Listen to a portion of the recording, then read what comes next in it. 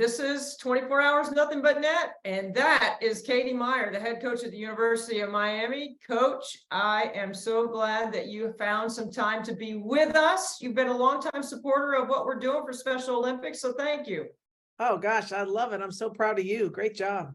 Well, you know something about philanthropy yourself, because you have the LUTC 43 Foundation, and you're involved in trying to raise money for that cause. Tell us a little bit about that first.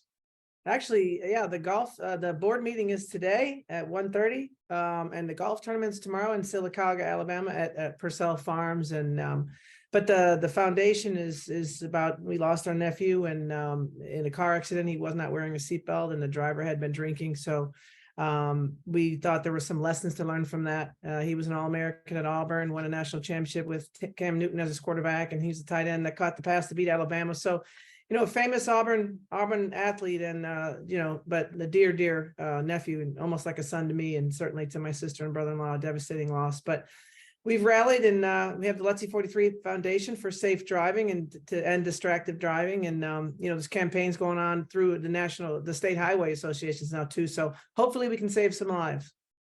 I love it. Take 43 seconds when you sit in the car to check everything that you have to check. To make sure that everything is seat belt, your seat, your mirrors, all of it. And I encourage my kids to do the same thing. So we've all learned a lesson from the tragedy that your family suffered. But isn't it amazing how you can rally? And when you say family and you say Katie Meier, I mean, this is big. Like, this is a huge family. Talk a little bit about your family, because your mom, Phyllis, on that incredible run that you made this year to go to the Elite Eight, which was the farthest that Miami had ever gone, the farthest that you had gone as a head coach.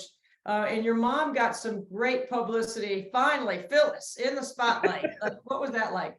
Well, the start of Phyllis's stardom was your podcast when you interviewed the moms, but she was, really just overwhelmed.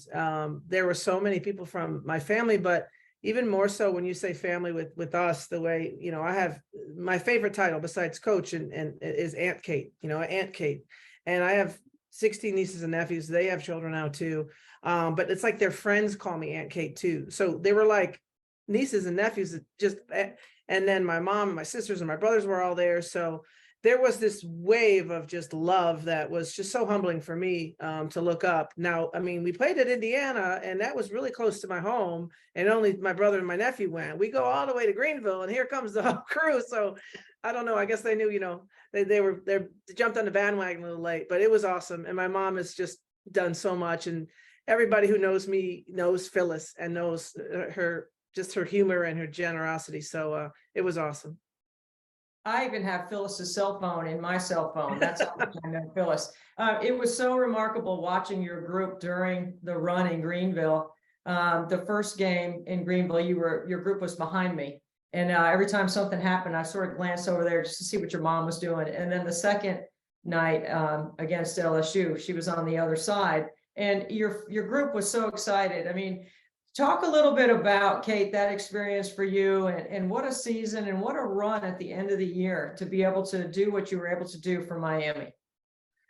Well, I think the run was matchups. And I mean, I'm about as veteran as a coach you can find these days. That, I've been at Miami for 18 years now and head coach for 22 and in the profession for over 30. And I never really saw the magic that can be just a matchup, like how your players feel about their ability to beat who they're about to play and how important that was. And we had matchups that were very good for our defensive schemes, and also that we were able to get free a little bit on the offensive end, more than we had in the ACC.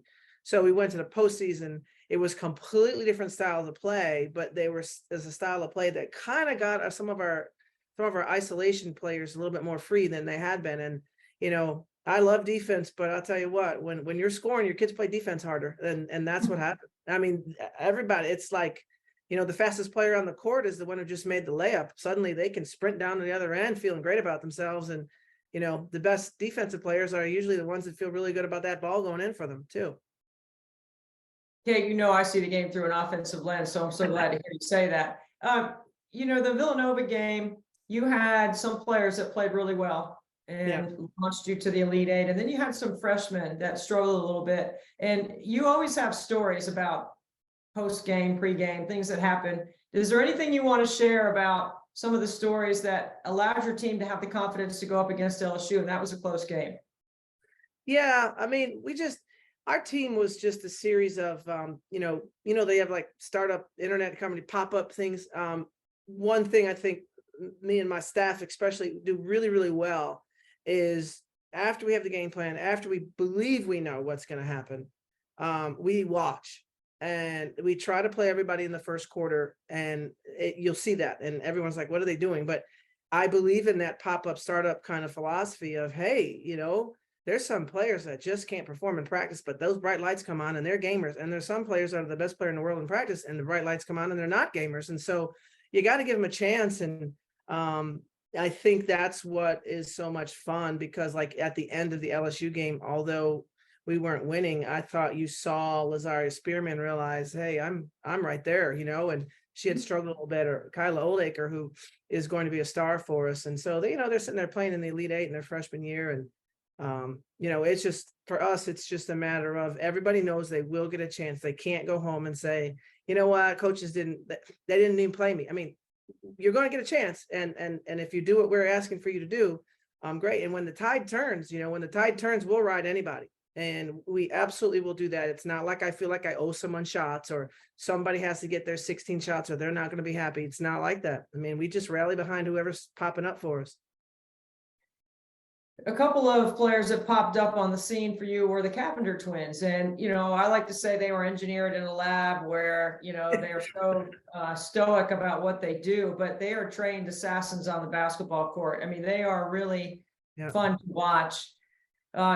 A lot of talk was made about the Cavenders coming to Miami, but I don't think people really dove into what you were able to do for the Cavenders on the basketball floor. Is why they came to Miami, is they wanted to play in the postseason. They wanted to have that experience, and you were able to help them with their teammates get that. I thought they were terrific teammates all year, and I thought they were definitely dialed in. What would you say about that experience for them?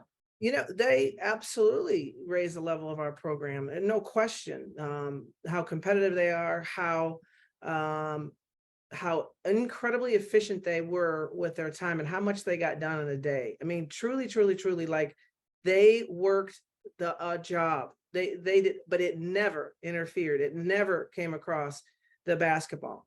They're not, they had podcasts, they had interviews, they had speaking engagements, they had photo shoots, they had commercials and all that stuff, but they never were 1 second late. They were always the first in the gym. They were always the last in the leave. They were getting up at 5:30 in the morning, getting shots up. It was absolutely incredible. I've never coached in all my years such an ability to compartmentalize and just say, okay, I am where my feet are, and right now I'm supposed to do this, and I'm going to do it 100% to the best of my ability. And it was a real lesson for all of our players. It's very hard to say I couldn't get that 3-page paper written because basketball is so hard when next to you they're doing 8 hours of work off the court, killing it, and getting 3.5 GPAs. They just are really special.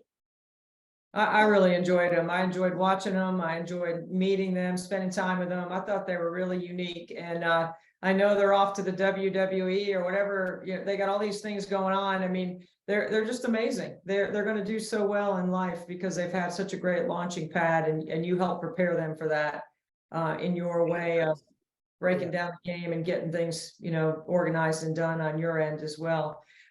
So, all right. Here we are. Be where your feet are. My feet are in the driveway right now while we're airing this, and I'm trying to make 2,400 free throws, and I will make 2,400. It might not be pretty, but I'm going to do the best I can for Special Olympics. My family. How much this cause means to us. What would you say to somebody out there that was considering, old lady, driveway, broken finger, Special Olympics? What's your pitch? If you go through life looking for an inspiration, how do you change the world, right? How do you, and you do it one person at a time, one hello at a time, one hug at a time, one kind gesture at a time, one gift at a time. And you're just of that ilk, and you have really spawned an incredible following for a cause that is so personal to you and to me and to so many people. It's the happiness and the joy at which you do things, Deb. It's the absolute 100% commitment to being great. I don't think you're going to miss. I think you might go perfect. That's just who you are. It's how you've been. It's how you live your life. But your spirit, your heart, your soul, and your generosity just overwhelms me. And if anyone's out there looking to be inspired and looking for something to jump on and feel really good, like you can change a day, you can change a week, you can change a year, you can change a life, then they need to get involved in this cause with you. Thank you so much, Katie. Katie Meier, the head coach at the University of Miami. I'll be thinking about you about 3 Get it a.m. done. No excuses. Let's go.